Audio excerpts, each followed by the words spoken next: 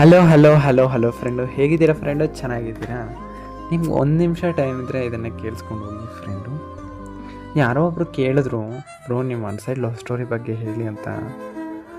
ನಾನು ಹೇಗೆ ಸ್ಟಾರ್ಟ್ ಮಾಡಬೇಕು, ಯಾವ ರೀತಿ ಸ್ಟಾರ್ಟ್ ಮಾಡಬೇಕು ಅಂತ ಗೊತ್ತಿದ್ದೀರಾ? ಸ್ಟಾರ್ಟ್ ಮಾಡಿದೆ ಏನೋ ಒಂಥರ. ಮೊದಲನೇ ಸಲ ನಾನು ಹುಡ್ಗಿನ ನೋಡಿದಾಗ ನನಗೆ ಇಡೀ ಪ್ರಪಂಚನೇ ಮರ್ತೋದಂಗೆ ಆಯಿತು. ಅವಳ ಮೊದಲು ನೋಟ, ಅವಳ ಕಣ್ಣು, ಅವಳ ಮುಂಗುರುಳು ಸರಿ ಮಾಡ್ಕೊಳ್ತಾ ಇರೋ ರೀತಿ, ಅದು ನನ್ನಲ್ಲಿ ಸ್ವರ್ಗದಲ್ಲಿದ್ದೀನೇನೋ ಅನ್ನೋ ಭಾವನೆ ಶುರು ಮಾಡಿಬಿಡ್ತು. ಅವಳಿಗೆ ಮೊದಲಿಗೆ ಹೋಗಿ 143 ಹೇಳೋ ಆಸೆ, ಆದರೆ ಎದೆಯಲ್ಲೇನೋ ಒಂಥರ ಚಪ್ಪಳಿಕೆ. ದೇವ್ರನ್ನ ಪ್ರತಿದಿನ ಕೇಳ್ಕೊತಾ ಇದ್ದೆ, ಆ ಹುಡುಗಿನ ನನ್ನವಳಾಗಿ ಮಾಡಿಬಿಡು ಅಂತ.